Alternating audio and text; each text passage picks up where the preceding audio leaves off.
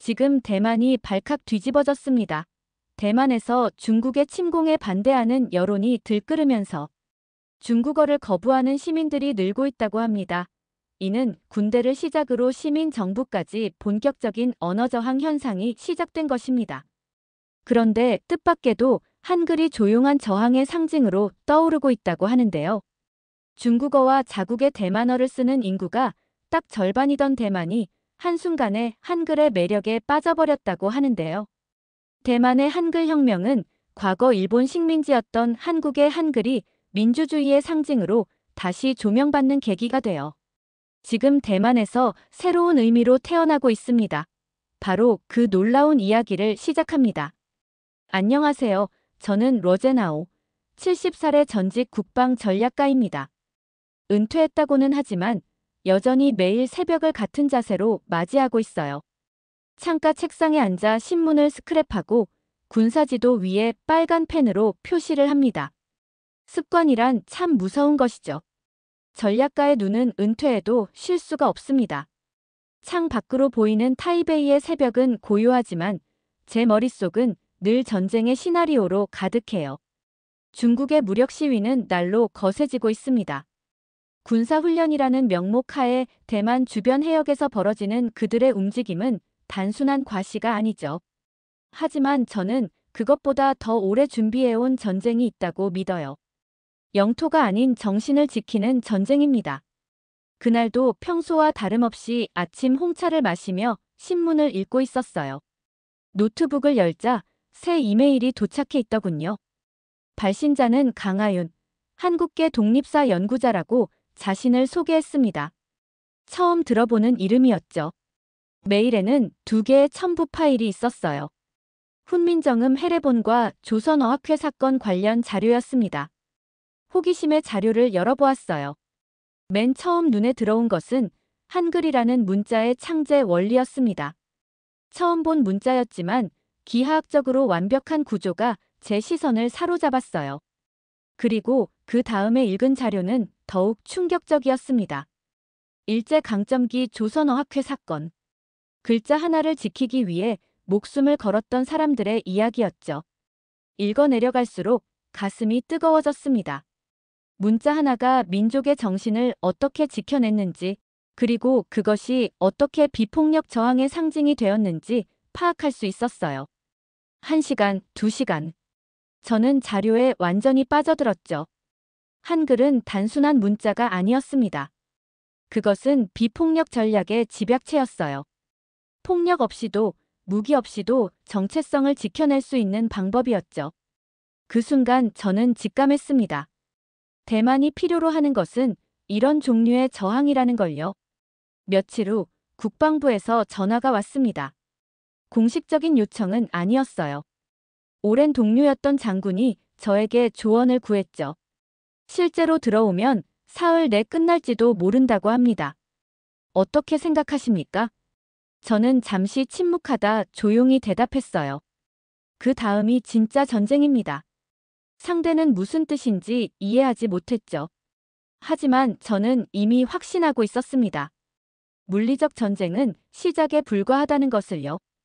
오래 지속될 전쟁은 정신과 기억을 지키는 싸움이죠. 그날 밤, 저는 오래된 작전 노트를 꺼내 한 줄의 글을 적었습니다.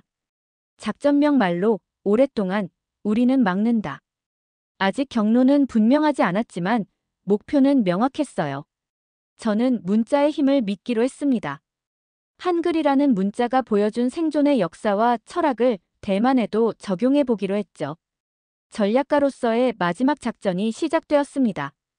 국방부 내 소수 정예부대에서 비공식 한글 수업이 시작된 건 제 조언 이후였어요. 저는 처음에 15명의 특수부대원과 함께 했습니다. 군사 기밀처럼 철저히 감춰진 작은 수업이었죠. 자음부터 가르쳤어요. 기역, 니은, 디귿. 단순한 형태지만 그 안에 담긴 철학적 의미를 설명하며 수업을 진행했습니다. 병사들의 눈빛이 점점 달라지는 것을 느꼈어요. 처음엔 의아해하던 표정이 호기심으로 그리고 이해로 바뀌어 갔습니다. 특히 일제강점기 한글 금지령과 조선어학회 사건에 대해 설명할 때였죠. 병사들은 조용히 제 이야기를 들었어요. 그들의 침묵 속에서 저는 깨달음의 순간을 목격했습니다. 글자가 싸움의 도구가 될 수 있다는 사실을 그들이 받아들이고 있었죠. 저는 그들에게 말했습니다. 적의 무기를 두려워하지 마십시오. 가장 두려운 것은 우리의 기억과 정체성을 잃는 것입니다. 제 말에 병사들은 깊이 공감했어요. 그들도 알고 있었죠. 대만이 직면한 위협은 단순한 영토 분쟁이 아니라는 것을요. 한 장병이 종이 위에 독립을 한글로 또박또박 써내려갔습니다. 그 순간의 집중력과 진지함은 어떤 군사훈련보다 깊은 울림을 주었어요. 주먹과 종이, 그리고 손의 움직임만으로 만들어낸 조용한 각성의 순간이었습니다. 저는 그들에게 말했어요. 이 글자는 전후보다 오래 남을 겁니다. 제 말에 병사들은 고개를 끄덕였죠. 우리는 모두 알고 있었습니다.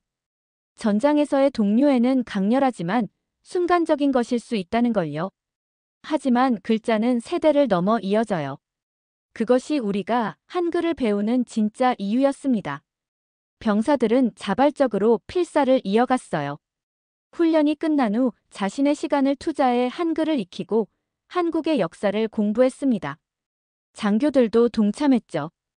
교본보다 먼저 배우는 글자가 이젠 하나의 무언의 약속처럼 군 안에 퍼져나갔어요. 저는 그들의 열정에 감동했습니다. 명령이 아닌 자발적인 참여였기 때문이었죠. 어느 날 한 병사가 저에게 물었어요. 저희는 이걸 왜 배우는 겁니까? 저는 대답했습니다.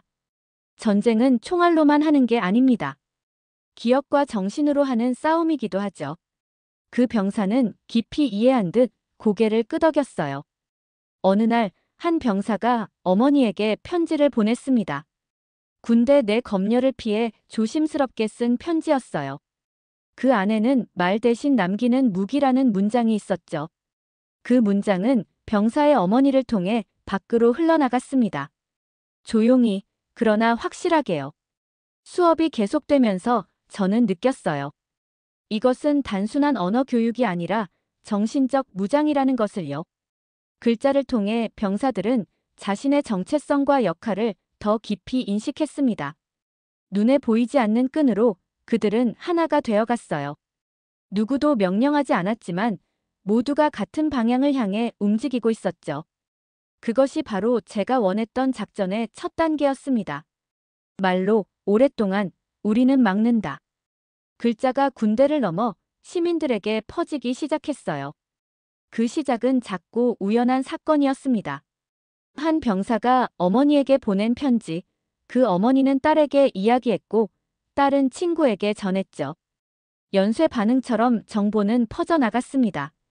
어느 날 한 장의 사진이 시장 상인의 핸드폰에 도착했어요. 사진 속엔 독립이라는 한글이 적힌 군복 조각이 있었습니다. 그 상인은 사진의 의미를 완전히 이해하지 못했지만 그 글자의 모양새에 매료되었죠. 시청 공무원의 책상 아래에서 낙서가 시작됐어요. 누군가 한글로 기억이라고 써놓았습니다. 동료들은 호기심에 그 글자를 따라 쓰기 시작했죠. 아무도 그 의미를 묻지 않았어요. 그저 조용한 유행처럼 번져나갔습니다. 저는 이런 소식을 전해 들을 때마다 작은 승리감을 느꼈어요. 계획대로 진행되고 있었죠. 도시 외곽의 한 노인센터에서는 젊은 자원봉사자가 한글 수업을 열었습니다. 처음엔 단순한 교양 프로그램이었어요. 하지만 어르신들의 반응은 예상 밖이었죠. 이 글자는 손에 착 붙는다며 강하게 호응하셨어요. 그들의 기억력이 젊은이들보다 좋지 않았음에도 불구하고 한글은 쉽게 익혀나갔습니다. 마치 오래전부터 알고 있었던 것처럼 말이죠. 저는 이런 현상들을 지켜보며 깨달았어요. 한글의 과학적 설계가 대만 사람들에게도 통하고 있다는 걸요. 세종대왕이 창제한 이 문자는 배우기 쉽고 논리적이었습니다. 그래서 노인이든 젊은이든 누구나 쉽게 접근할 수 있었어요. 재래시장에서는 한 청년이 자신의 국수집 간판을 한글로 바꿨습니다. 왜 한글인가요? 라는 질문에 그는 웃으며 대답했어요. 멋있잖아요. 단순한 이유였지만 그 효과는 강력했습니다. SNS를 통해 그 간판의 사진이 퍼졌고 다른 카페와 이발소도 따라하기 시작했어요. 한글은 이제 하나의 트렌드가 되어가고 있었죠. 이런 움직임의 정점은 SNS에서 시작된 오늘의 한글 챌린지였습니다. 사람들은 매일 한 단어씩 한글로 쓰고 그 의미를 공유했어요. 말, 기억, 지킨다. 우리 등의 단어들이 해시태그와 함께 올라왔죠.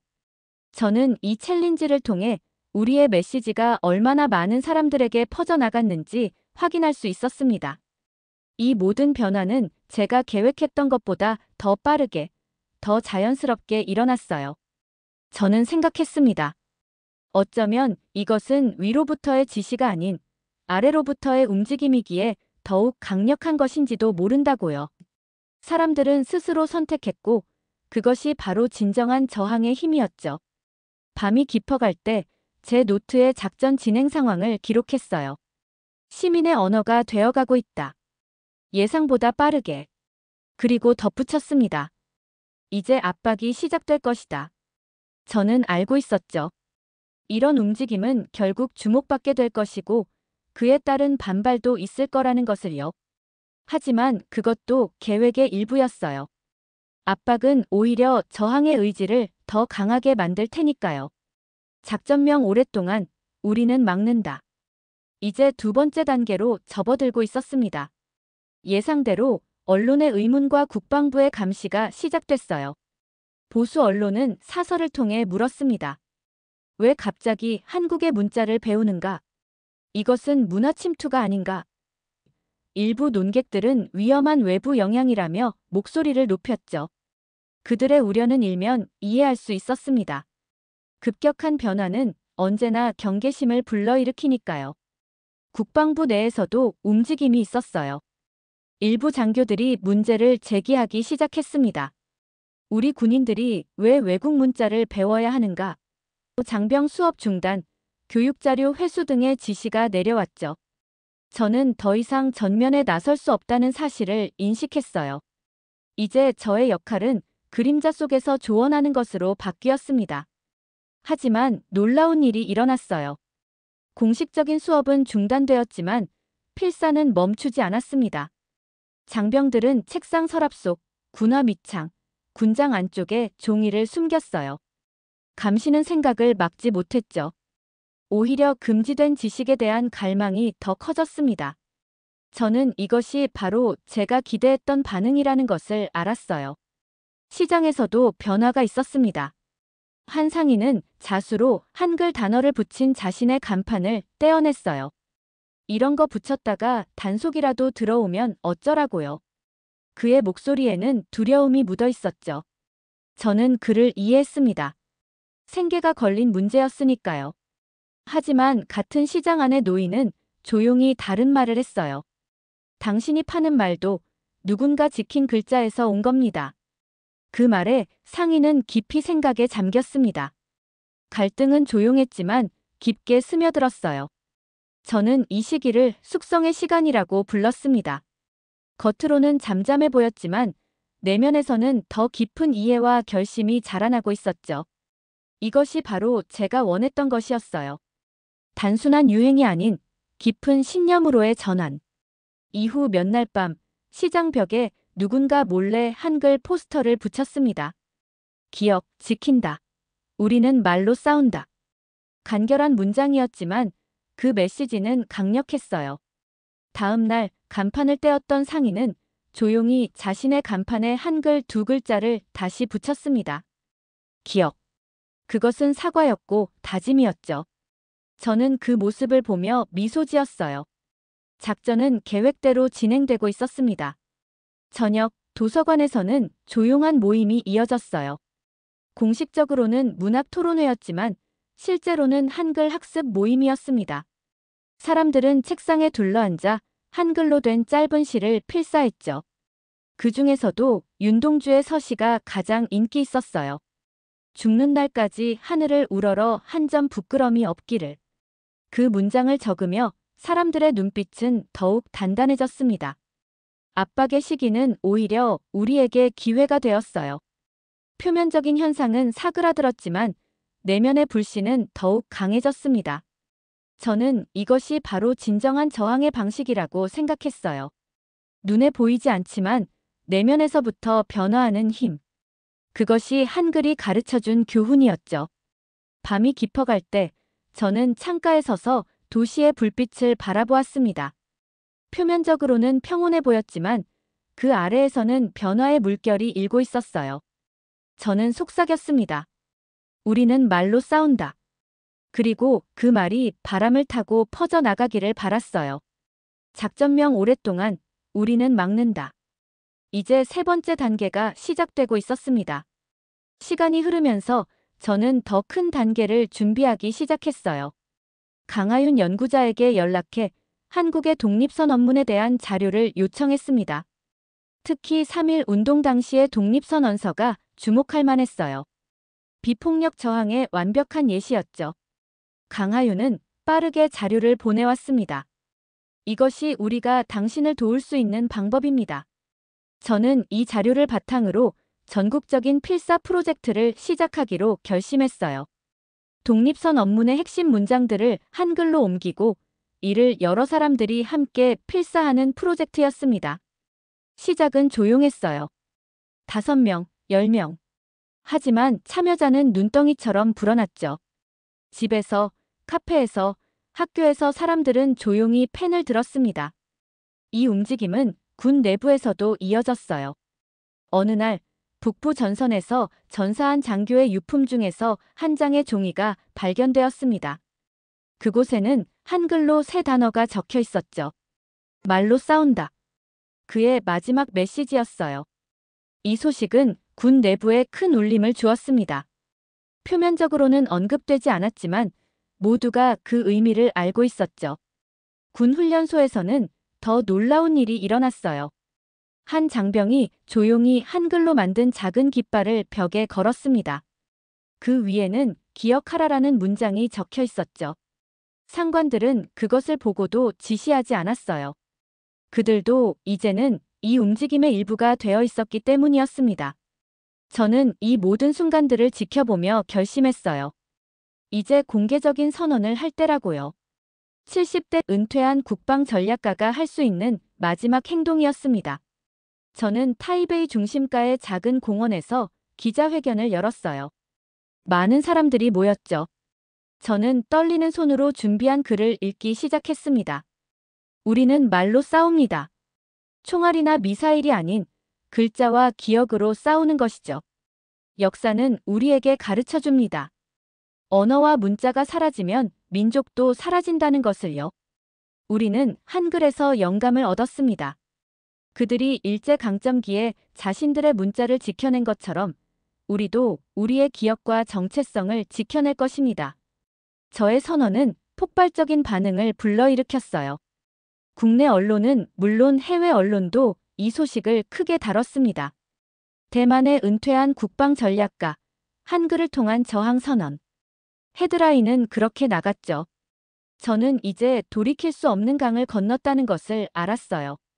그날 밤 도시 곳곳에서 조용한 움직임이 시작되었습니다. 사람들은 자발적으로 모여 한글로 된 문장들을 필사했어요. 우리는 말로 싸운다. 기억은 사라지지 않는다. 정체성을 지키는 것이 진정한 독립이다. 이 문장들은 엽서가 되어 친구들에게, 가족들에게 전달되었죠. 저는 이 모든 것을 지켜보며 깊은 감동을 느꼈습니다. 제가 시작한 작은 불씨가 이제는 많은 사람들의 가슴 속에서 타오르고 있었어요. 그것은 조용했지만 강력한 불이었죠. 누구도 끌 수 없는 내면의 불꽃이었습니다. 작전명 오랫동안 우리는 막는다. 이제 네 번째 단계로 접어들고 있었어요. 저항은 이제 공개적이고 집단적인 움직임이 되었습니다.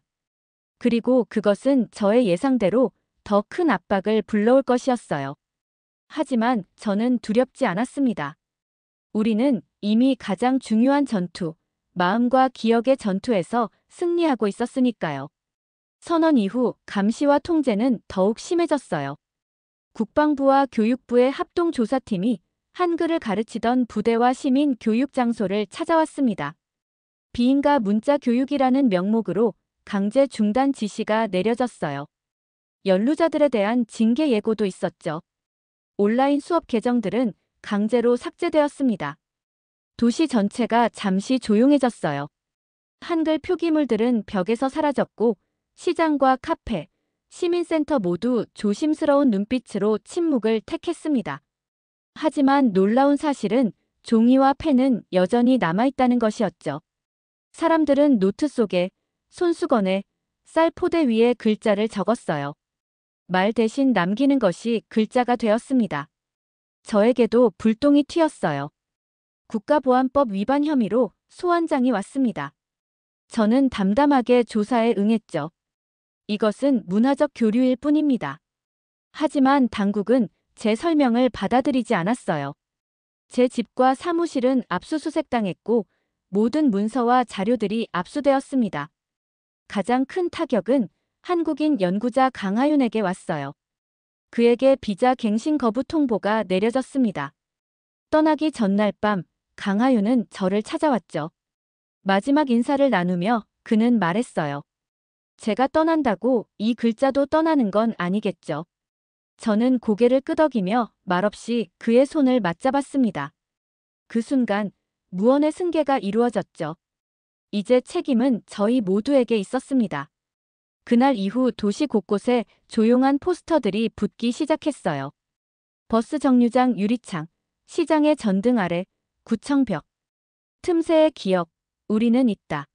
이름이라는 단어들이 반복적으로 나타났습니다. 누가 붙였는지 아무도 말하지 않았지만 모두가 알고 있었죠. 이는 누구의 것도 아닌 모두의 것이었어요. 감시가 철저해질수록 사람들의 창의성도 높아졌습니다. 양말 안쪽에 한글을 수놓거나 목걸이 펜던트 안에 작은 메시지를 숨겼죠. 한 대학생은 자신의 피부에 직접 한글 문신을 새겨 경찰에 체포되기도 했어요. 그의 행동은 과격했지만 많은 사람들에게 영감을 주었습니다. 이런 상황에서 저는 조용히 옛 동료 장성들에게 편지를 보냈어요. 이제 시작합시다. 그리고 덧붙였습니다. 작전명 오랫동안 우리는 막는다. 이 작전은 이제 전면적인 가동 단계에 들어섰죠. 전쟁이 오기도 전에 국민들은 이미 싸우고 있었습니다. 저는 밤마다 창가에 앉아 도시의 불빛을 바라보았어요. 표면적으로는 일상이 계속되는 듯했지만 그 아래에서는 거대한 변화가 일어나고 있었습니다. 사람들의 마음속에 심어진 씨앗은 이미 싹을 틔우고 있었죠. 그것은 억압할수록 더 강하게 자라나는 종류의 씨앗이었습니다. 탄압의 그림자가 짙어질수록 저항의 불꽃은 더 밝아졌어요. 이것이 바로 제가 한글에서 배운 교훈이었습니다. 기억은 지울 수 없고 정신은 굴복시킬 수 없다는 것이죠. 저는 이제 확신했어요. 우리는 이길 것이라고요. 말로 오랫동안 우리는 막아낼 것입니다. 중부 지방의 예비군 부대에서 뜻밖의 소식이 들려왔어요. 한 병사가 말기 암 판정을 받았다는 소식이었습니다. 리프웨이라는 그 병사는 제가 처음 한글을 가르친 15명 중 한 명이었죠. 그를 방문했을 때 리프웨이는 병상에 누워 있었습니다. 몸은 쇠약해졌지만 그의 눈빛은 여전히 또렷했어요. 선생님, 이 글자로 내 마지막 말을 쓰고 싶습니다. 리프웨이의 요청은 단순했지만 강력했죠. 그의 손은 떨렸지만 의지는 흔들리지 않았어요. 죽기 전에 딸에게 남기고 싶습니다. 그 아이는 이제 8살이에요. 저는 깊이 감동했습니다. 리프웨이에게 한글은 단순한 외국어가 아니었어요. 그것은 자신의 영혼을 담을 그릇이 되었죠. 의무관과 동료들이 함께 그를 도왔습니다. 수십 번을 지우고 다시 쓰며 리프웨이는 자신의 유언을 완성했어요. 짧지만 강렬한 문장이었습니다. 딸아, 나라가 사라질 수도 있다. 하지만 너는 기억을 지워선 안 된다. 그 문장은 병원 내에서 조용히 복사되어 수기로 옮겨졌고 사람들의 손을 거쳐 퍼져나갔어요. 처음에는 병사들 사이에서 그리고 간호사들을 통해 병원 밖으로 마침내 SNS를 통해 전국적으로 확산되었습니다. 유언장 필사 챌린지라는 이름으로 젊은 세대부터 노년층까지 한 글자씩 그 문장을 따라 쓰기 시작했죠. 저는 이 현상을 지켜보며 깊은 생각에 잠겼어요. 글자가 이렇게 사람들의 마음을 움직일 수 있다니 놀라웠습니다. 리프웨이의 유언은 단순한 개인적 메시지를 넘어 집단적 기억의 상징이 되었죠.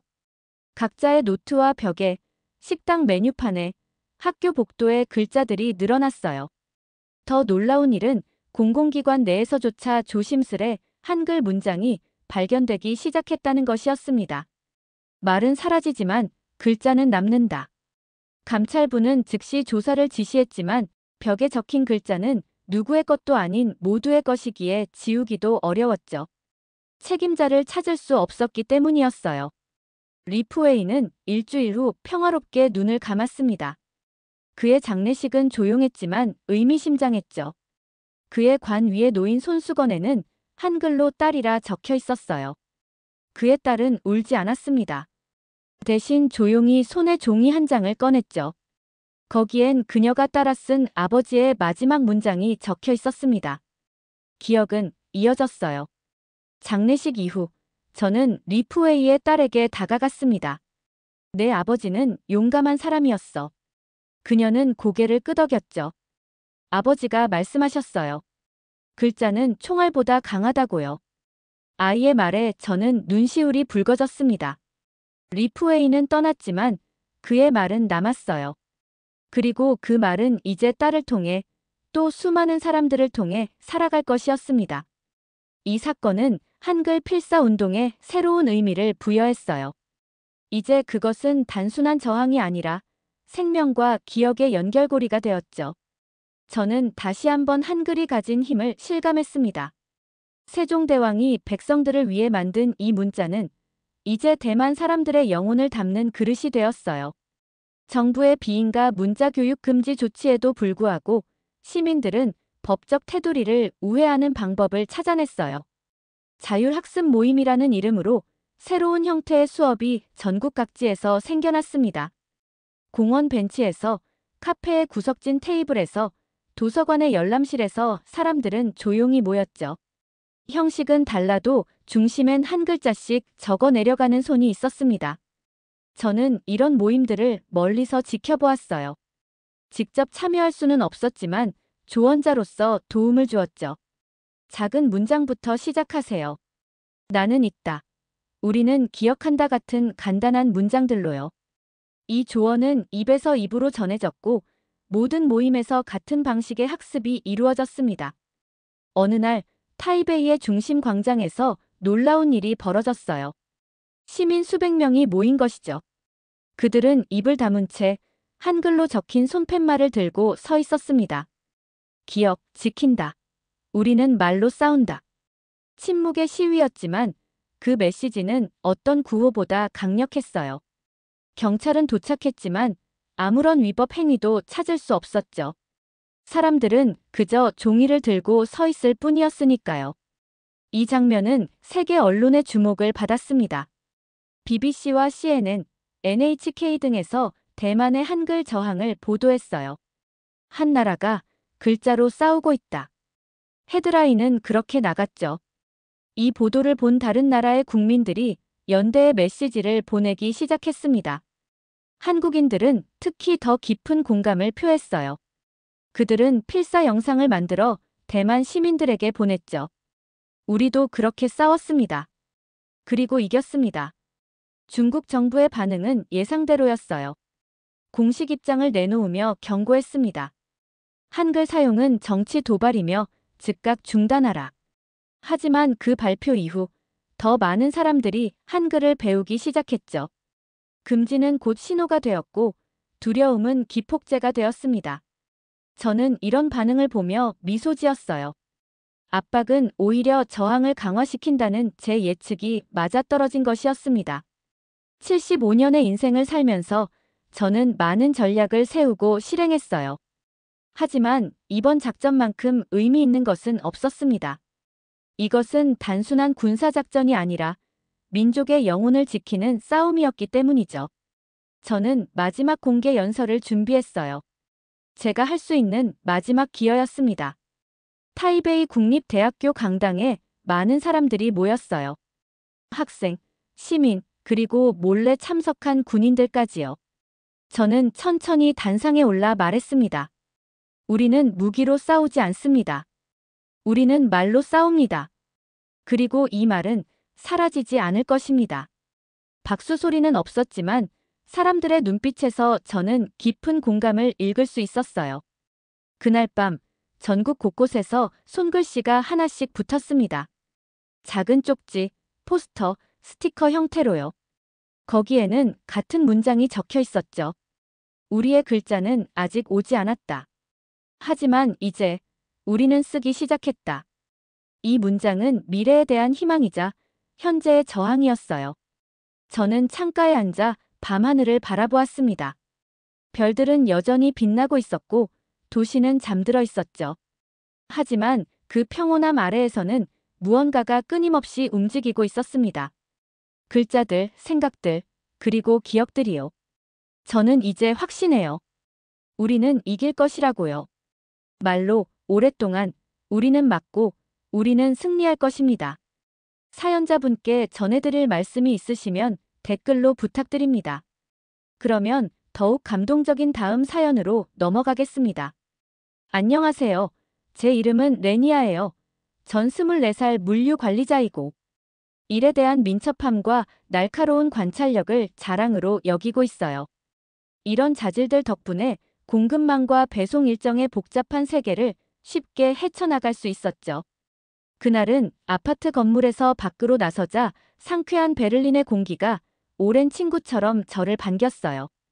해가 지평선 너머로 막 모습을 드러내기 시작하면서 따스한 빛으로 거리를 비추고 있었죠. 저는 톤 다운된 스카프를 매만지고 사무실을 향해 출발했어요.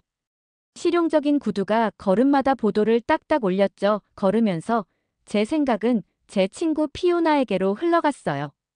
우리는 작은 네덜란드 마을에서 함께 자랐는데 모험에 대한 공통된 사랑과 우리의 국경 넘어 세상을 탐험하려는 꿈으로 끈끈한 유대감을 형성했죠. 하지만 제가 베를린에서의 삶을 선택한 반면 피오나는 다른 길을 택했어요. 난 한국으로 이사 갈 거야. 몇 달 전 커피를 마시며 피오나가 신나게 말했죠. 한국어도 배우고 그 문화에 푹 빠져보고 싶어. 저는 그녀의 결정에 놀라움과 회의감이 섞인 기분이 들었던 게 기억나요? 한국이라고요. 전 한국을 경제적 불안정과 사회 불안에 시달리는 낙후되고 전쟁으로 황폐해진 나라로 여겼거든요. 베를린 같은 곳에서 안정된 삶을 누릴 수 있는데 누가 거기서 살기로 선택하겠어요. 하지만 피오나는 제 의심에 아랑곳하지 않았어요. 그 나라의 풍부한 역사, 아름다운 자연경관, 최첨단 기술에 대해 열정적으로 말했죠. 서울의 반짝이는 스카이라인 붐비는 거리 색색의 전통시장 사진들을 보여주었어요. 직접 봐야 해. 레니아 그녀가 저를 설득했죠. 내가 생각하는 것과는 전혀 달라. 저는 정중히 고개를 끄덕였지만 속으로는 여전히 확신이 서지 않았어요. 한국에 대한 제 견해는 수년간의 보수적인 교육과 서구 세계의 우월성에 대한 믿음에 깊이 뿌리박혀 있었거든요. 피오나가 그런 곳에서 무엇을 보았는지 상상할 수 없었어요. 사무실에 도착하자 저는 피오나와 한국에 대한 생각을 떨쳐버렸어요. 할 일이 있었고 제 친구의 순진한 모험에 빠질 여유가 없었죠. 평소처럼 일에 몰입하기 위해 집중하며 그날의 도전 과제들을 해결할 준비를 하며 책상에 앉았어요. 제 자신의 안정과 안정에 대한 환상이 곧 산산조각 날 것이며 피오나의 여정이 상상도 못한 방식으로 제 삶과 얽히게 될 줄은 꿈에도 몰랐죠. 일에 몰두하다 보니 하루가 빠르게 지나갔어요. 저는 선적을 조율하고 재고를 관리하는 도전을 즐겼죠. 마치 복잡한 퍼즐 조각처럼 모든 것이 제자리를 찾아가는 걸 보는 게 큰 만족감을 주었어요. 해가 지기 시작할 무렵 저는 짐을 싸서 다시 거리로 나섰어요. 기차를 타고 집에 가려고 했는데 역에 가까이 갈수록 승강장이 유난히 붐비는 걸 발견했죠. 출발 안내판을 훑어보니 제 예상이 맞았어요. 선로에 지연이 있었고 다음 기차는 최소 30분은 더 있어야 도착할 거였죠. 보통 이런 건 문제가 되지 않아요. 책을 읽거나 휴대폰으로 이메일을 확인하며 시간을 잘 보낼 수 있었을 테니까요. 하지만 붐비는 인파 속에 서 있자니 갑자기 불안감이 밀려오는 걸 느꼈어요. 전 항상 자신 있게 도시를 돌아다닐 수 있다는 걸 자랑스러워했는데 그 순간만큼은 아주 취약하고 위험에 노출된 기분이었죠. 공기 중에는 긴장감이 맴도는 것 같았고 저도 모르게 어깨 너머를 힐끔거리며 그림자 속에서 누군가 숨어 있지는 않을까 걱정했어요. 머리를 흔들며 그 느낌을 비이성적인 피해망상으로 치부하려 했죠. 베를린은 안전한 도시라고 스스로에게 되뇌었어요. 여기서 두려움을 느낄 이유가 전혀 없었다고요. 그런데 기차를 기다리면서도 뭔가 잘못되었다는 느낌을 떨쳐버릴 수가 없었어요. 승강장이 점점 더 붐비면서 시간은 고통스러울 정도로 느리게 흘러갔고 심장 박동수가 빨라지기 시작했죠. 마침내 영화 같던 시간이 지나고 기차가 도착했어요. 저는 기차를 탑승하며 안도의 한숨을 내쉬었죠. 역의 불편한 분위기와 거리를 두고 싶었거든요. 하지만 기차가 승강장을 떠나면서도 사라지지 않는 불안감이 있었어요. 제 안에 무언가 변화가 일어난 거죠. 베를린에서의 삶의 안정과 안정에 대한 근본적인 믿음 말이에요. 집으로 가는 길에 제 생각은 피오나와 그녀의 한국에서의 새로운 삶으로 다시 흘러갔어요. 그녀가 어떻게 적응하고 있을지 지금 제가 느끼는 것처럼 위험에 취약하고 불확실한 기분을 느끼고 있을지 궁금했죠. 해가 지고 거리에 긴 그림자가 드리워질 무렵 아파트 건물에 도착했어요. 제 집으로 계단을 오르면서도 뭔가 변했다는 느낌. 한때 알고 있다고 생각했던 세상이 더 이상 그렇게 안정적이거나 예측 가능하지 않다는 느낌을 떨쳐낼 수 없었죠. 문을 열고 안으로 들어서며 익숙한 집의 냄새를 들이마셨어요. 하지만 저녁 일과를 하면서도 저녁을 준비하고 이메일을 확인하고 잠들기 전 책 몇 쪽을 읽으면서도 뭔가 어긋났다는 짜증나는 느낌에서 벗어날 수 없었죠. 그날 밤 침대에 누워 천장을 올려다보며 머릿속은 의문과 의심으로 가득 찼어요. 피오나의 한국행 결정을 너무 성급하게 일축한 걸까요? 제가 이해하거나 인식하지 못한 그 나라에 무언가가 있는 걸까요? 눈을 감고 그런 생각들을 떨쳐내려 했죠. 하지만 잠에 빠져들면서도 제 세계가 곧 뒤집어질 거라는 느낌. 그리고 피오나의 여정이 어떻게든 제가 예상하지 못한 변화의 촉매제가 될 거라는 느낌을 떨칠 수 없었어요. 제 직감이 얼마나 맞을지 그땐 몰랐죠. 다음 날 아침 몽롱하고 혼란스러운 기분으로 일어났어요. 밤새 뒤척이며 피오나와 한국 생각에 머리가 복잡했거든요. 비틀거리며 침실에서 나와 부엌에서 커피를 만들면서도 세상이 작동하는 방식에 대한 어떤 근본적인 믿음이 제 안에서 흔들린 것 같은 기분을 떨쳐낼 수 없었어요. 아침 일과를 보내면서 그런 생각을 제쳐두려 했지만 한 구석에 집요한 가려움처럼 남아있었죠. 거리로 나서면서 전에는 한 번도 경험해보지 못한 주변 상황에 대한 경계심과 예민한 인식을 느꼈어요. 하루가 회의와 전화통화의 소용돌이 속에 지나갔지만 제 일을 기계적으로 해내면서도 마음속에 자리 잡은 불안감에서 벗어날 수 없었어요. 뭔가 잘못되었어요. 정확히 짚어낼 수는 없었지만요. 그날 저녁 사무실에서 집으로 가던 중에야 모든 것이 바뀌었죠. 저는 번화가 한복판을 가로질러 집으로 가는 다른 경로를 택했어요. 다양한 이민자들이 많이 살고 범죄 사건도 종종 일어나는 걸로 알려진 지역이라 평소엔 피하던 곳이었죠. 하지만 늦었고 그 지름길로 가면 최소 15분은 단축할 수 있었거든요. 걸으면서 그 지역과 도시의 더 부유한 지역 사이의 확연한 대조를 눈치챌 수밖에 없었어요. 건물들은 더 오래되고 거리는 더 좁고 관리가 잘 안 되어 있었죠. 하지만 그 지역에는 활기와 에너지라는 생동감도 있었어요. 내가 익숙한 삭막한 업무지구에서는 결여된 느낌이었죠. 피오나와 한국에 대한 의문으로 여전히 머리가 복잡한 가운데 갑자기 가방이 잡아당겨지는 걸 느꼈어요. 심장이 쿵쿵거리며 뒤를 돌아보니 한 젊은 남자가 제 가방을 낚아채 그림자 속으로 달아나고 있었죠. 잠시 충격으로 얼어붙었어요. 이런 범죄의 피해자가 된 건 처음이라 방금 일어난 일을 가라앉는데 시간이 걸렸죠. 하지만 거기 서서 도둑이 밤속으로 사라지는 걸 지켜보며 분노와 좌절감이 격하게 밀려오는 걸 느꼈어요. 어떻게 이런 일이 일어날 수 있죠? 전 항상 제 길거리지에 자신감과 여유를 갖고 도시를 돌아다닐 수 있는 능력을 자랑스러워했는데 말이에요. 그런데 그 순간 제가 얼마나 순진하고 준비되지 않았는지 깨달았죠. 혼란스러운 상태로 집에 갔어요. 멍하니 벽을 바라보며 앉아있는데 제 휴대폰이 알림 소리로 울렸죠. 피오나에게서 온 메시지였어요. 서울에서 웃고 있는 그녀의 멋진 사원 앞 사진이었죠. 사진 아래에는 이렇게 쓰여 있었어요. 여기 와봤으면 좋겠다.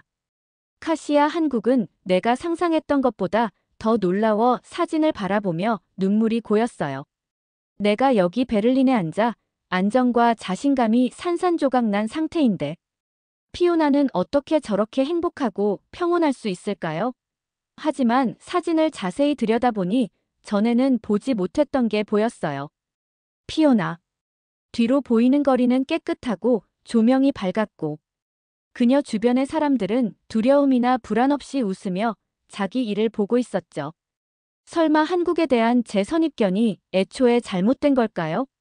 피오나가 제가 늘 집이라 부르던 도시보다 더 안전하고 친절한 곳을 찾은 걸까요? 그 생각은 불편했지만 묘하게 흥미로웠어요. 처음으로 한국에서의 삶이 실제로 어떨지 그걸 너무 쉽게 일축함으로써 제가 놓치고 있는 게 뭔지 궁금해졌죠. 떨리는 손으로 피오나에게 답장을 썼어요.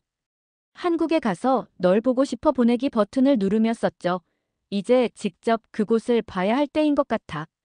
그녀의 답장을 기다리면서 가슴속에서 묘한 흥분과 기대감이 피어오르는 걸 느꼈어요. 앞으로 무슨 일이 일어날지 몰랐지만 그것을 맞이할 준비가 되어 있다는 걸 알았죠. 그리고 몇 분 후 피오나의 답장이 오자 제가 옳은 결정을 내렸다는 걸 깨달았어요. 보여줄 게 정말 많아. 그녀가 썼어요. 한국은 내 인생을 바꿀 거야. 그건 확실해. 그 말을 읽으며 입가에 미소가 번지는 걸 느꼈어요. 오랜만에 희망과 가능성이 제 마음속에서 피어나는 걸 느꼈죠. 앞으로 무슨 일이 벌어질지 몰랐지만 한 가지는 확실히 알았어요. 다시는 예전처럼 세상을 바라보지 않을 거라는 걸요. 베를린에서 서울로 가는 비행은 긴장감과 기대감의 뒤엉킴이었어요. 창밖으로 끝없이 펼쳐진 하늘을 바라보며 앉아있자니 앞으로 닥칠 일이 궁금해졌죠. 지난 며칠간 정신없이 준비하느라 바빴어요. 짐도 꾸려야 했고 회사 일도 매듭지어야 했죠. 하지만 그런 일상적인 일을 하면서도 뭔가 큰일의 직전에 서 있고 제 삶을 상상할 수 없을 만큼 바꿔놓을 그 무언가가 다가오고 있다는 느낌을 떨쳐낼 수 없었어요. 비행기가 인천국제공항에 착륙하자 흥분과 긴장감이 파도처럼 몰려왔어요. 드디어 이 순간이 온 거죠. 제 눈으로 직접 한국을 볼 기회가 온 거예요. 멍한 정신으로 세관과 수화물 수치대를 통과했는데 공항의 현대성과 효율성이 깊은 인상을 받았어요. 특히 입국 절차가 믿을 수 없을 정도로 최첨단이었죠. 자동화된 출입국 심사대에서는 얼굴 인식과 지문 인식 기술을 활용해 순식간에 절차를 마칠 수 있었어요. 베를린 공항에서 줄 서서 기다리던 것과는 비교도 안 될 만큼 빠르고 편리했죠. 또한 공항 내 모든 안내 표지판에는 한국어뿐만 아니라 영어, 중국어, 일본어로도 정보가 제공되어 있었죠. 외국인 여행자도 불편함 없이 이용할 수 있게 배려되어 있다는 인상을 받았어요. 네덜란드와 독일 공항에서는 좀처럼 볼 수 없었던 다국어 서비스였죠. 그리고 공항 곳곳에 설치된 대형 디지털 스크린은 실시간 항공편 정보와 날씨 뉴스 등을 제공하고 있었어요. 마치 미래 도시에 온 것 같은 느낌이 들 정도로 첨단 기술이 집약되어 있었죠. 이런 디지털 인프라는 네덜란드와 독일 공항에서는 아직 보편화되지 않은 시스템이라 더욱 인상 깊었어요. 게다가 너무나도 청결하고 잘 관리된 공항 시설들 덕분에 긴 비행 후에도 쾌적함을 느낄 수 있었어요. 화장실은 언제나 깨끗했고 휴식 공간도 충분히 마련되어 있었죠. 독일의 공항 역시 깨끗한 편이지만 인천공항의 청결도는 한 차원 높아 보였어요. 이렇게 인천공항에서의 첫인상은 제가 한국에 대해 가지고 있던 고정관념을 완전히 깨뜨리기에 충분했죠. 이미 공항에서부터 새로운 경험의 연속이었던 거예요. 첨단 기술과 효율성이 어우러진 공항 시스템은 한국이 얼마나 발전하고 현대화된 국가인지를 보여주는 상징 같았어요. 매끄럽고 번쩍이는 터미널은 제가 유럽에서 익숙했던 구식이고 좁은 공간과는 거리가 멀었죠. 직원들은 친절하고 도움이 되었고 미소 짓고 고개 숙이며 절 안내해 주었어요. 인천공항 입국장에 들어서자마자 휴대폰으로 공항 와이파이에 무료로 접속할 수 있다는 안내문이 보였거든요. 네덜란드와 독일에서는 상상도 못할 일이었죠. 비밀번호 없이 그냥 연결하기만 하면 되는 거 있죠. 정말 편리하더라고요. 또 하나 놀라웠던 건 공항 면세점 안에 있던 무인 편의점이에요. 처음에는 직원이 없는 줄 알았는데 알고 보니 모든 게 자동화되어 있더라고요. 물건을 집어들고 계산대에 갖다 놓기만 하면 센서가 자동으로 감지해서 결제가 되는 거예요. 신기해서 눈이 휘둥그레졌죠. 그런데 정말 믿기지 않았던 건 그 무인 편의점이 철저한 신뢰를 바탕으로 운영된다는 거였어요. 물건값을 내지 않고 가져가도 아무도 뒤쫓아오지 않는데요. 왜냐하면 절도 사건이 거의 일어나지 않는다고 하더라고요. 직원의 눈길이 닿지 않는데도 사람들은 양심적으로 결제를 하고 가는 거죠. 이건 정말 상상 이상이었어요. 베를린 같은 도시에선 무인 매장은 꿈도 못 꿀 텐데 말이에요. 기술과 신뢰가 조화를 이룬 광경에 저절로 고개가 끄덕여졌어요. 한국에 대한 이런 첫인상은 서울로 가는 기차 안에서 더욱 강화되었죠. 놀랍게도 고속열차 안에서도 와이파이가 터지더라고요. 빠른 속도로 달리는데도 끊기지 않고 동영상을 볼 수 있을 정도였으니까요. 옆자리 승객은 이게 당연한 듯 태블릿으로 영화를 보고 있었어요. 독일 기차에서는 상상도 못할 풍경이었죠. 인터넷 연결이 삶의 필수 요소로 자리 잡은 나라, 그게 한국의 첫 모습이었어요. 기차가 서울역에 도착했을 때는 두 눈이 휘둥그레졌죠. 웅장한 역사 건물과 햇살에 반짝이는 고층 빌딩들. 활기 넘치는 인파가 제 시선을 압도했거든요. 독일에서 보던 것과는 전혀 다른 풍경이었어요. 저는 이 생동감 넘치는 에너지의 머리끝까지 전율을 느꼈답니다. 서울역에서 전철로 갈아탄 후에도 놀라움은 이어졌어요. 손목에 찬 교통카드를 단말기에 갖다 대자 삐 소리와 함께 개찰구가 열리더니 사람들이 물 흐르듯 빠르게 이동하는 거예요. 교통 시스템이 효율적으로 잘 갖춰져 있다는 걸 실감할 수 있었죠. 저는 서울의 첫날부터 이 도시가 기술과 질서 역동성이 조화를 이룬 공간이라는 걸 온몸으로 느낄 수 있었어요. 그리고 그 밑바탕에는 사람에 대한 신뢰가 깔려 있다는 사실도 말이죠. 공항의 무인 편의점에서 보았던 그 신뢰 말이에요. 저는 벌써 이 도시의 마음을 빼앗기고 있었답니다. 서울에 도착해서 가장 감명 깊었던 건 도시 곳곳에 스며들어 있는 안전하고 질서 정연한 분위기였어요. 거리는 깨끗하게 관리되어 있었고 광화문 사거리 같은 주요 도로의 인도는 널찍해서 걷기에 편했죠. 신촌역, 홍대 입구역, 강남역 같은 주요 지하철 역사와 명동 동대문 같은 쇼핑가에는 엄청난 인파가 몰려들었지만 사람들은 질서정연하게 이동했고 서로를 배려하는 모습이 인상적이었어요. 베를린에서는 좀처럼 경험하기 힘든 광경이었죠.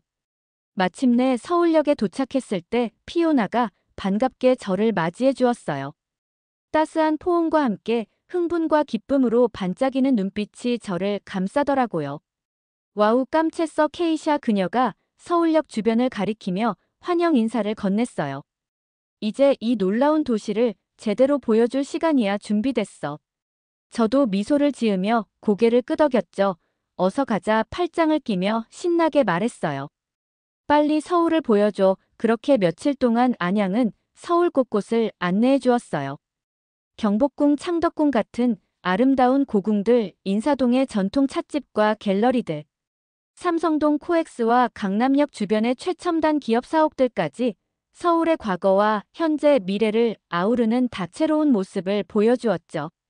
명동 거리에서는 길거리 음식을 맛보았는데 신당동 떡볶이 타운에서 파는 매콤한 떡볶이부터 남대문 시장 인근 골목에서 파는 달콤 바삭한 호떡, 그리고 광장시장에서 먹은 쫄깃한 순대까지 다양한 음식을 즐겼어요. 인사동에서는 전통 공예품 가게와 현대미술관을 둘러보면서 한국 문화의 멋과 깊이를 느낄 수 있었죠. 해가 지면 홍대 앞 걷고 싶은 거리로 나가 젊음이 가득한 밤거리 풍경을 만끽했어요. 버스킹 밴드의 공연을 보고 길거리 화가의 그림을 구경하는 등 문화와 예술이 살아 숨쉬는 거리를 거닐었죠. 활기찬 인파 속에서도 불편함이나 위협을 전혀 느끼지 못했어요.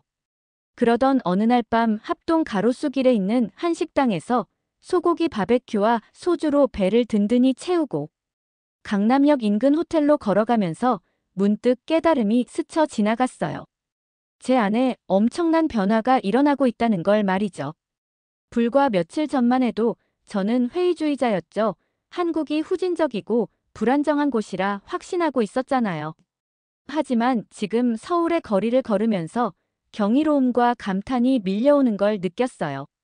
이 나라는 전쟁과 가난의 폐허에서 일어난 기술 혁신을 주도하는 세계적인 리더가 된 곳이에요.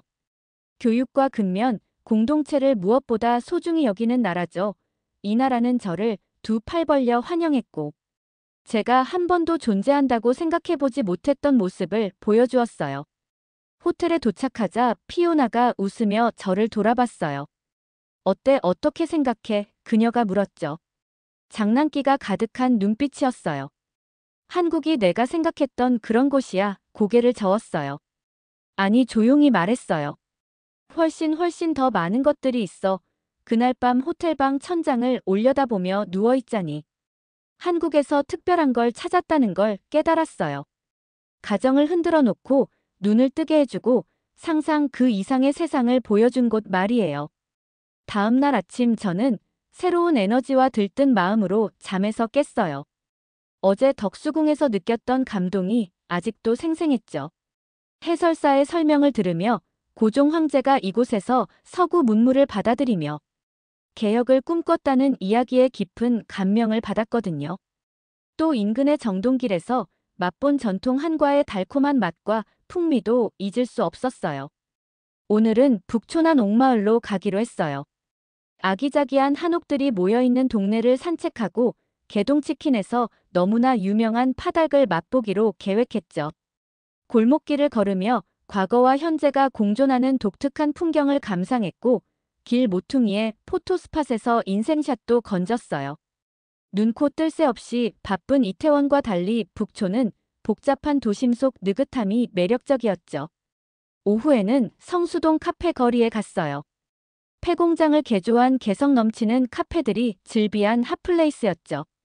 커다란 통유리창 너머로 보이는 서울 숲의 녹음과 한강의 전경이 감탄을 자아냈어요. 카페에서 만난 바리스타분은 친절하게도 이 동네에 얽힌 역사와 변천사를 설명해 주셨죠. 산업화 시대의 피땀.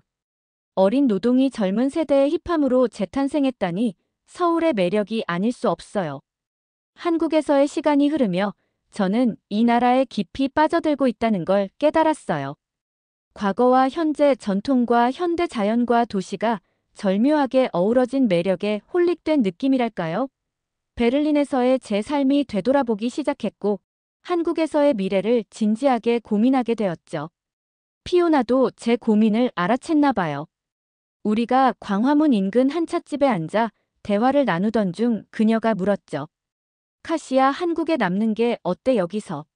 내가 찾은 행복을 포기하고 싶지 않은 거 알아. 물론 쉽지 않은 선택이 될 거야. 하지만 인생은 한 번뿐이잖아. 너무 겁먹을 필요는 없어. 피오나의 말에 용기를 얻었어요. 저는 지난 2주 동안 받은 수많은 영감을 떠올렸죠. 광장시장 할머니의 따뜻한 미소, 신사동 갤러리에서 본 작가의 열정, 경주 불국사에서 만난 스님의 해안. 이 모든 깨우침이 제 삶의 전환을 재촉하고 있었어요. 물론 두려움도 있었지만 저를 내던져 볼 용기가 생겼죠. 피오나와 진한 포옹을 나누고 짐을 꾸렸어요. 떠나기 전 남산타워에 올라 서울의 전경을 눈에 담았죠. 찬란한 야경 앞에서 저는 제 자신과의 약속을 했어요. 반드시 이곳으로 돌아와 새로운 꿈을 펼치리라고요. 비행기에 올라 윈도우 시트에 앉자 복잡한 생각이 주마등처럼 스쳐 지나갔어요. 전에 없이 두렵기도 했지만 새로운 시작에 대한 설렘이 그보다 컸죠. 기내 스크린에 인천의 불빛이 점점 작아지는 걸 보며 저는 미소 지었어요. 이제 한국은 제 제2의 고향이 될 테니까요. 3주 후 저는 푸른 여권을 손에 들고 인천공항에 도착했어요. 입국 심사대를 빠져나와 한숨을 내쉬었죠. 드디어 꿈을 향한 첫걸음을 내디뎠다는 벅찬 감정에 눈시울이 붉어졌어요. 한국에서의 여정이 어떨지, 어려움은 없을지 약간의 두려움이 엄습했지만 곧 희망으로 대체되었어요. 익숙한 공기를 마시며 저는 확신했죠. 이곳에서라면 못할 게 없다는 거요. 세상에 저 자신을 당당히 드러낼 준비가 되어 있었어요. 그리고 언젠가 제가 이 새로운 모험을 얼마나 잘 해냈는지 피오나에게 자랑스레 말해주고 싶었죠. 우리가 꿈꾸던 삶, 우리가 그토록 갈망하던 자유, 이제 그 꿈을 향해 달려가려 해요. 두려워하지 않고 주저하지 않으면서 말이죠. 안녕하세요. 저는 25살 언어학과 대학생 써니예요. 우크라이나에서 태어났죠.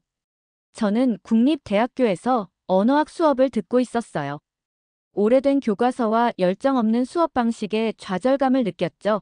교수님은 언어 구조의 복잡성에 대해 지루하게 설명하셨지만 제 마음은 일본 문화의 매력에 빠져 있었어요. 다도 의식의 우아함, 사무라이의 규율, 그리고 일본어 자체의 아름다움에 늘 매료되었거든요. 한자의 우아한 획과 일본어 말하기의 멜로디 같은 어조는 제 상상력을 사로잡았고 언젠가는 일본의 풍부한 전통에 몰두하게 될 거라고 꿈꿨죠. 반면에 저는 한국 문화에 대해서는 별로 생각해 본 적이 없었어요. 저한테는 그저 일본 문화를 모방한 것처럼 보였고 이웃 나라만큼의 깊이와 세련됨이 부족해 보였거든요. 한국 대중음악과 드라마에 대해 조금 들어본 적은 있었지만 피상적이고 독창성이 없다고 생각했어요. 일본이 그토록 많은 것을 제공하는데 누가 한국 문화를 공부하려고 할까 싶었죠. 수업이 끝나자 저는 소지품을 챙겨서 대학교의 사교 행사장으로 향했어요. 거기서는 유학생들이 자신들의 문화를 소개하고 있었죠. 행사장은 색색깔의 의상 소리 그리고 향기가 어우러진 활기찬 분위기였어요. 전 세계에서 온 학생들이 자부심을 갖고 자신들의 유산을 전시하고 있었죠. 저는 이국적인 음식을 맛보고 전통 공예품을 감상하며 군중 사이를 거닐었지만 섬세한 종이학과 복잡한 서예가 있는 일본 붓으로 이끌렸어요. 막 떠나려던 찰나 한 젊은 한국 여성이 제 눈에 띄었어요. 그녀는 아름다운 한복을 입고 있었는데 선명한 색상과 복잡한 자수가 있는 디자인이었죠. 한복은 그녀가 움직일 때마다 우아하게 흘러내렸고 저는 감탄하며 바라볼 수밖에 없었어요. 그 여성은 제 시선을 알아채고는 따뜻하게 미소 지으며 자신의 붓으로 저를 불렀어요. 안녕하세요. 전 선혜예요. 그녀가 열정으로 가득 찬 목소리로 말했어요. 제가 입은 한복을 감상하시는 걸 봤어요. 이건 전통 한국 드레스인데 저는 우리 문화를 기념하기 위해 입는 걸 좋아해요. 저는 자기소개를 하고 선혜의 아름다운 드레스를 칭찬했어요. 우리가 이야기를 나누는 동안 저는 그녀의 친근한 태도와 문화에 대한 열정에 이끌리는 걸 느꼈죠. 선혜는 한국의 역사에 대한 이야기를 들려주기 시작했고 저는 그녀가 들려주는 이야기의 깊이와 복잡성에 놀라며 귀 기울여 들었어요. 한국이 분단과 갈등의 역사를 가지고 있다는 걸 아시나요? 선혜가 심각한 눈빛으로 물었어요. 제2차 세계대전 이후 한반도는 남한과 북한으로 분단되었고 1950년에는 한국 전쟁이 일어났죠. 10만 명의 목숨을 앗아간 끔찍한 전쟁이었고 우리나라에 깊은 상처를 남겼어요. 저는 고개를 저으며 한국 사람들의 고통에 공감했어요. 저 역시 우크라이나에서 자라며 영토 분쟁과 이웃나라 러시아과의 긴장, 관계 등 갈등과 분열의 아픔을 너무나 잘 알고 있었거든요. 선혜는 계속해서 더욱 열정적인 목소리로 말했어요. 하지만 우리가 겪은 어려움에도 불구하고 남한은 번영하는 현대 국가로 발전했어요. 1960년대에 우리의 1인당 GDP는 약 100달러였지만 지금은 3만 달러 이상이에요. 불과 몇십 년 만에 300배나 증가한 거죠.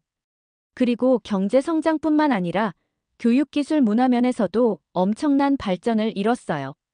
저는 이 사실들에 감명받았고 저 자신의 우크라이나 유산과 비교하지 않을 수 없었어요. 우크라이나도 역시 갈등과 도전에 직면했지만 경제 성장에선 뒤처져 있는 게 사실이었으니까요.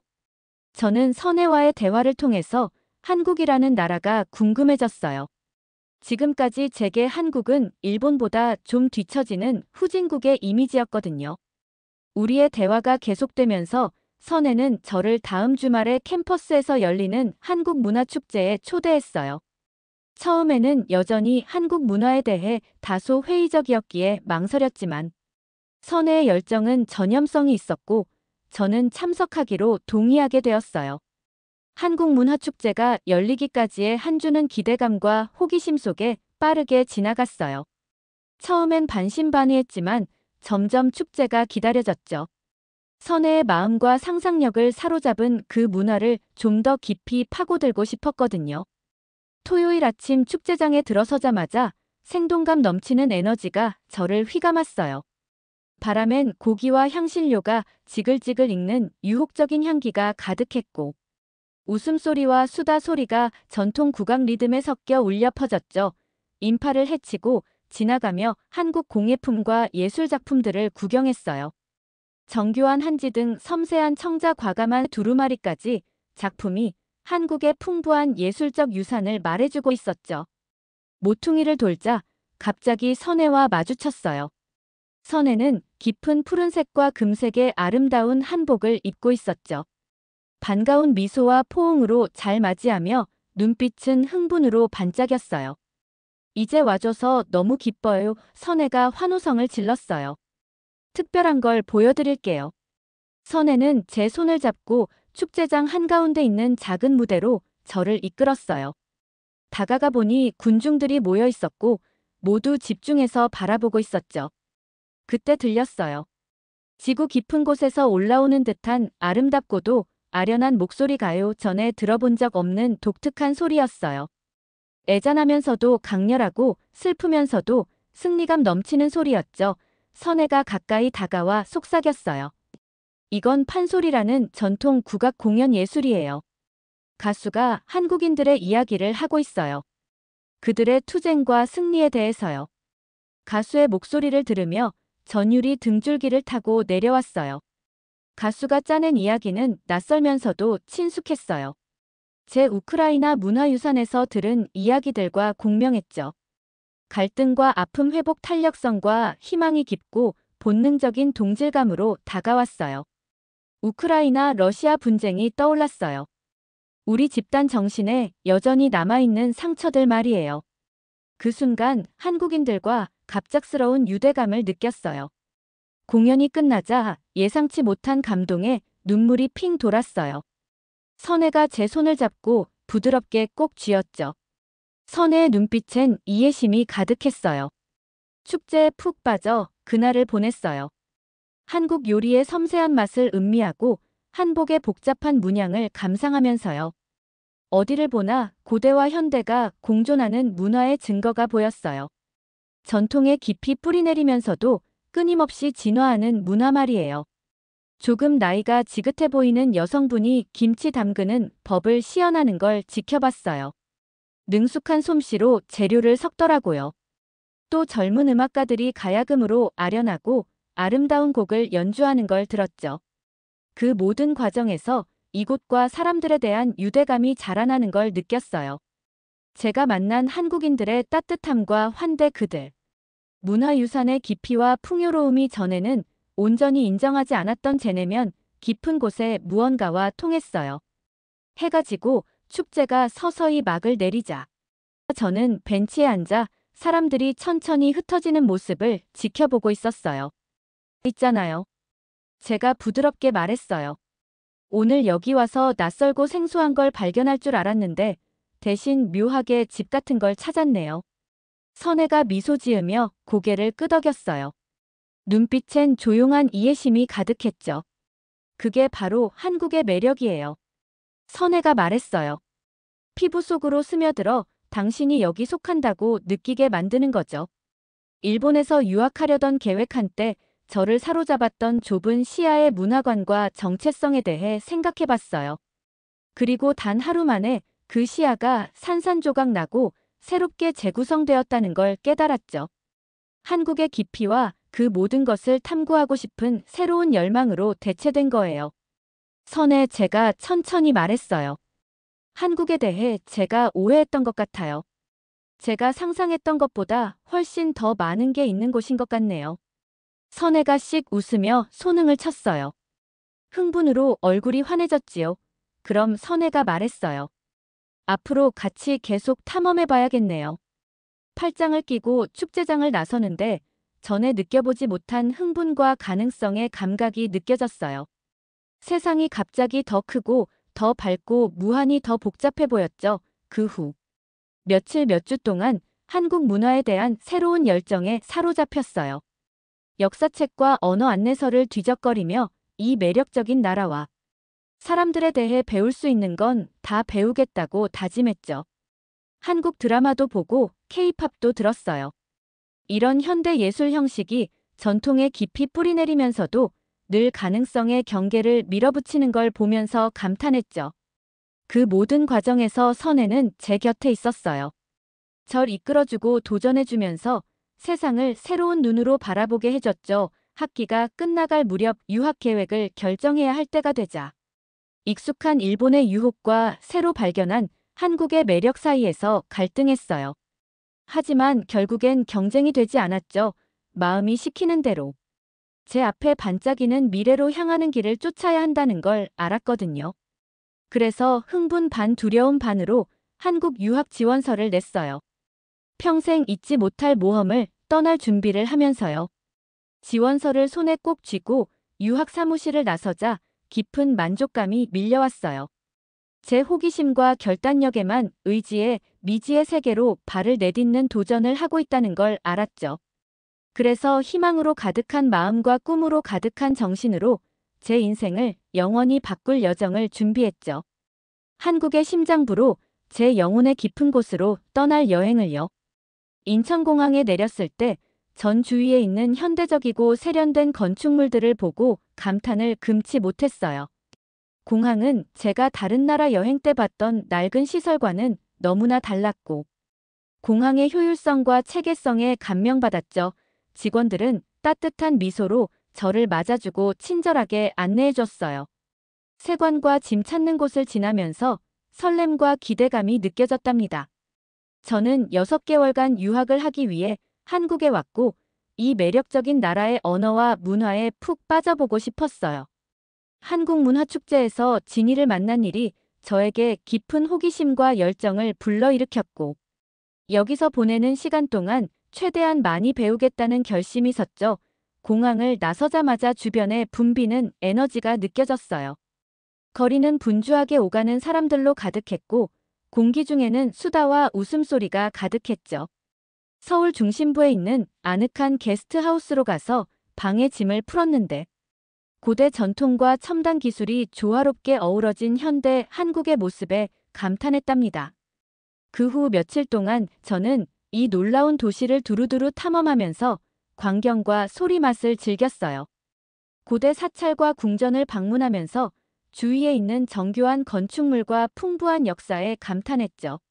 매운 떡볶이부터 고소한 한국 바비큐까지 길거리 음식도 맛보고 한국의 대표 음식인 김치 만들기에도 도전해봤답니다. 하지만 관광 명소와 맛있는 음식을 즐기는 것만큼이나 한국의 역사와 문화에 더 깊이 파고들고 싶었어요. 서울에 있는 전쟁 기념관을 방문했는데 이곳은 이 나라의 힘든 과거를 엄숙하고 뼈아프게 상기시켜주는 곳이었죠. 전시물을 둘러보면서 한국 전쟁의 잔혹함과 황폐함에 충격을 받았어요.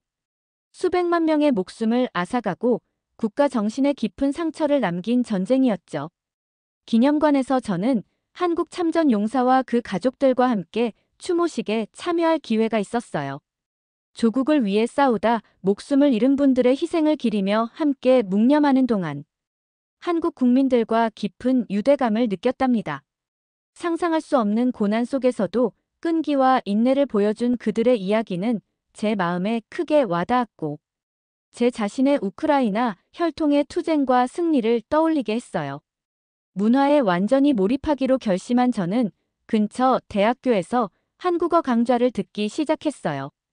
처음에는 낯선 알파벳과 복잡한 문법 구조 때문에 한국어가 겁났지만 기초를 배우면서 한국어의 아름다움과 표현력에 새롭게 감탄하게 됐답니다. 수업을 통해서 일상 한국어 표현의 뉘앙스와 언어가 사람들의 가치관과 감정을 어떻게 반영하는지 이해하기 시작했어요. 한국인들이 화자 간의 관계에 따라 다양한 격식 수준을 사용하면서 존경과 위계 질서를 중요하게 여긴다는 걸 배웠죠. 또한 눈치, 즉 사회적 신호를 읽고 상황에 맞게 행동을 조절하는 미묘한 기술에 대해서도 알게 됐어요. 제 언어 실력이 늘면서 한국 문화와 사회에 대한 이해도 깊어졌어요. 저는 많은 시간을 서울 구석구석을 탐험하고 현지인들과 수다 떨면서 활기찬 서울의 에너지를 만끽했죠. 번화한 시장과 트렌디한 카페를 방문하면서 한국 생활의 엄청난 다양성과 역동성에 감탄했답니다. 어느 주말에는 한국 홈스테이 가족과 함께 지내면서 일상생활의 리듬을 직접 체험할 기회가 있었어요. 따뜻하고 환영하는 분위기의 윤지 엄마는 저를 부르셔서 함께 김치를 담그자고 하셨죠. 부엌에서 함께 일하면서 윤지 엄마는 정이라는 전통적인 한국 정서, 즉 가족과 공동체를 하나로 묶어주는 깊은 정서적 유대감에 대해 들려주셨어요. 정은 단순한 감정이 아니라 서로를 돌보고 지지하는 삶의 방식이라고 설명해 주셨죠. 이런 친밀한 경험을 통해 저는 한국 문화의 근간을 이루는 사회적 구조에 대해 더 깊이 이해하게 되었어요. 거리에서 사람들이 서로 인사하는 방식부터 어르신을 공경하는 태도에 이르기까지 공동체 의식과 존중, 인내의 가치가 일상생활의 모든 면면에 스며들어 있다는 걸 알게 됐죠. 시간이 흘러 몇 달이 지나자 저는 점점 더 한국과 한국 사람들을 사랑하게 되었어요. 한국인과 외국인 할 것 없이 새로운 친구도 사귀고 전에는 느껴보지 못했던 소속감과 목적 의식도 발견하게 됐답니다. 저소득층 아이들에게 영어를 가르쳐주는 자원봉사도 하고 심지어 전통 국악그룹에 가입해서 장구와 북의 복잡한 리듬과 연주법도 배웠어요. 하지만 아마도 한국에서의 시간 중 가장 감동적인 경험은 남북한 접경 지역인 DMZ를 방문했을 때였던 것 같아요. 철조망과 감시 초소를 내려다보며 비무장지대 가장자리에 서 있자니 깊은 슬픔과 상실감이 밀려왔죠. 한반도의 분단으로 인해 흩어진 가족들과 분쟁으로 목숨을 잃은 수많은 사람들에 대해 생각했어요. 지역에 여전히 만연한 긴장과 전쟁의 위협 그리고 국경 양쪽에 남아있는 깊은 상처에 대해서도 곱씹어 보게 됐죠. 하지만 상상할 수 없는 역경과 시련 속에서도 살아남고 번성한 한국 사람들의 놀라운 회복력과 희망에 대해서도 생각했답니다. 그들이 전쟁의 잿더미에서 국가를 재건하여 전 세계가 부러워하는 활기차고 역동적인 사회를 만들어냈다는 사실도 되새겨봤어요. DMZ에 서서 한국인들과 전에 없던 연대감과 유대감을 느꼈어요. 저는 이들의 이야기가 그저 한국인의 이야기가 아니라 모든 인류의 이야기라는 걸 깨달았죠. 투쟁과 승리, 아픔과 치유, 희망과 가능성의 이야기 말이에요. 그 순간 저는 한국으로의 여정이 단순히 학문적이거나 문화적인 경험 그 이상이었다는 걸 알게 됐어요. 그건 마음과 영혼의 여정이었죠. 호기심 가득한 외부인의 시선으로 배우고 탐구하려 이 나라에 왔지만 훨씬 더 깊고 심오한 무언가를 발견했어요. 저는 소속감과 삶의 목적 그리고 저 자신보다 더 큰 무언가와의 연결고리를 찾았답니다. 저를 환대와 관용자비로 맞아준 사람들과 문화에 대한 사랑을 발견한 거죠. DMZ를 내려다보며 전에는 느껴보지 못했던 희망과 가능성을 느꼈어요. 앞으로의 길이 멀고 험난할 거라는 걸, 한반도와 전 세계가 직면한 도전에 쉬운 해답은 없다는 걸 알고 있었죠. 하지만 한국에서의 시간으로 제가 변화했고 이 놀라운 나라에서 배운 교훈과 경험을 평생 간직할 거라는 것도 알게 됐어요. 그리고 그 점에 대해 저는 정말 감사하게 생각한답니다. 한국에서 지내는 시간이 많아지면서 한국 생활의 일상적인 리듬과 의식에 점점 더 끌리게 되었어요. 가족과 지역사회를 하나로 묶는 복잡한 의무와 기대. 그물 한국인들이 사회적 관계의 복잡성을 헤쳐나가는 방식에 매료되었죠. 어느 주말 저는 이것을 직접 경험할 기회를 얻었어요. 제 호스트 가족이 시골에 있는 그들의 본가에서 며칠을 보내자고 초대한 거예요. 한국 문화에 더 깊이 몰입할 수 있는 전망에 흥분했고 저는 그들의 초대를 열렬히 수락했죠. 우리가 집에 도착했을 때 저는 호스트 가족 친척들의 따뜻함과 환대에 감동했어요. 그들은 마치 제가 오랜만에 만난 가족인 것처럼 환한 미소와 깊은 절로 저를 맞이했죠. 주말 내내 저는 온갖 종류의 가족 활동과 의식에 참여하게 되었어요. 우리는 시골을 거닐며 자연의 아름다움을 감상하고 삶과 경험에 대한 이야기를 나누었죠. 우리는 부엌 식탁에 모여 앉아 한국의 상징적인 발효 야채 요리인 김치를 만들었어요. 함께 재료를 썰고 섞으면서 어머니는 가족과 지역 사회를 하나로 묶는 깊은 정서적 유대감인 전통적인 한국의 정개념에 대한 이야기를 들려주셨죠. 어머니는 정이 단순한 애정이나 충성심 이상의 것이라고 설명하셨어요. 그것은 한국 문화의 근본적인 측면이자 관계의 중요성과 모든 것에 상호 연결성을 강조하는 삶의 방식이라고 하셨죠. 어느덧 우크라이나로 돌아갈 시간이 되었고 아쉬움을 뒤로 한 채로 고국으로 돌아와 공부를 재개하면서 한국과 우크라이나 문화의 유사점에 대해 점점 더 많이 생각하게 되었어요. 두 나라 모두 오랜 갈등과 역경의 역사를 겪었고 이러한 도전에 대응하여 독특한 언어와 전통을 발전시켜왔죠. 이러한 통찰력에서 영감을 받아 저는 언어학 논문의 주제를 역사적 갈등이 한국어와 우크라이나어의 발전에 미친 영향에 초점을 맞추기로 결정했어요. 새로운 열정과 호기심을 가지고 연구에 몰두하면서 학술 저널과 역사 텍스트를 살펴보며 답을 찾아 헤맸죠. 주제를 깊이 파고들수록 두 언어 사이의 놀라운 유사점에 감탄했어요. 한국어와 우크라이나어는 각각의 역사적, 정치적, 사회적 격변에 대응하여 진화해왔고 화자들의 경험과 감정을 표현하기 위해 독특한 문법 구조와 어휘를 발전시켜왔던 거예요. 두 언어 모두 외국의 점령과 식민지배 경험에 의해 형성되었다는 걸 알게 되었어요. 그리고 두 언어 모두 민족 정체성과 문화적 저항의 형성에 중요한 역할을 했으며 외부의 압력에 맞서 전통을 보존하고 자율성을 주장하는 수단으로 기능했다는 것을 알게 되었죠. 논문을 쓰면서 한국에서의 시간 동안 얻은 모든 지식과 경험을 활용하게 되었어요. 제가 방문했던 전쟁 기념관과 역사 유적지, 한국 친구들과 동료들로부터 들었던 회복력과 인내에 대한 이야기들을 되새겨보았죠. 그리고 문화와 정체성의 본질, 우리의 언어와 전통의 역사, 정치, 사회 변화의 복잡한 상호작용에 의해 형성되는 방식에 대해 배운 더 깊은 교훈을 되새겨보았어요. 대학 문화발표대회에서 제 논문을 발표할 때가 되자 속에서는 긴장감과 흥분이 솟구쳤어요. 이것은 제가 얻은 통찰력을 더 넓은 청중과 공유할 수 있는 기회였고 학문적 성장뿐만 아니라 발견과 변화의 개인적 여정을 보여줄 수 있는 자리였지요. 연단에 서서 말을 시작했을 때 전에는 결코 경험해보지 못한 명확함과 목적의식을 느꼈어요. 한국어와 우크라이나어를 형성한 역사적 갈등. 두 언어 모두 화자들의 시련과 역경에 대응하여 적응하고 진화해온 방식에 대해 이야기했죠. 발표를 마무리하면서 청중을 바라보니 익숙한 얼굴도 있고 새로운 얼굴도 있었어요. 제가 공유한 통찰력의 고개를 끄덕이며 인정하고 감사해하는 한국 친구들과 동료들이 보였죠. 그리고 제가 사랑하게 된 문화에 대한 새로운 호기심과 존경심으로 눈을 반짝이는 우크라이나 학생들도 보였어요. 그 순간 한국으로의 여정이 단지 학업적 성취나 개인적 성장에 관한 것 이상이었음을 깨달았어요. 그것은 문화 간의 이해와 공감의 다리를 놓는 것. 우리 모두를 인간으로서 하나로 묶는 공통의 실마리를 찾는 것에 관한 거였죠.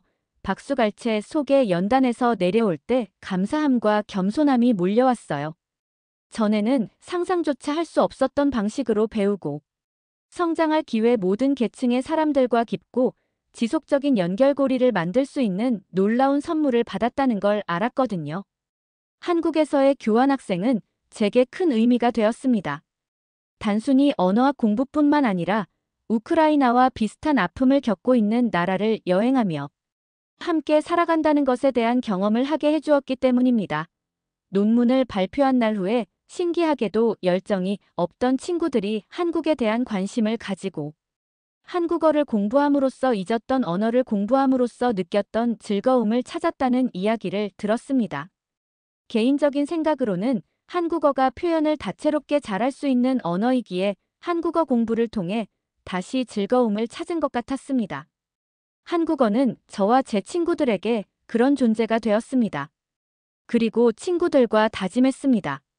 한국어를 공부해서 우리가 느꼈던 언어 공부와 즐거움을 다른 사람들에게도 나눠주자고 한국어를 가르쳐 주자고요. 저와 친구들은 이 사연을 전달하는 순간에도 한국어를 뻐끔이며 한국어를 하며 즐거워하고 있습니다. 다른 우크라이나 친구들도 우리와 같은 즐거움을 누리면 좋겠다는 이야기를 하면서요.